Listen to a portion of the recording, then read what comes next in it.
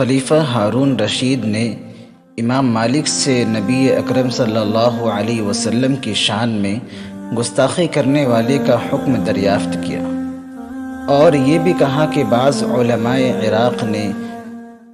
کوڑے مارنے کا فتویٰ دیا ہے جو شریعت میں تہمت لگانے کی سزا ہے۔ امام مالک رحمۃ اللہ علیہ اس خفیف سزا کو سنتے ہی برہم ہو گئے اور نہایت غصے کے لہجے میں یہ فرمایا: ما بقاء الامہ بعد شتم نبیہا، اس امت کی کیا زندگی اور کیا جینا ہے کہ جس کے نبی کو گالیاں دی جائیں۔ من شتم الانبیاء قتل ومن شتم اصحاب النبی جلد،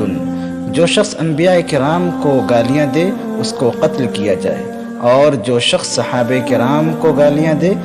اس کو کوڑے لگائے جائیں۔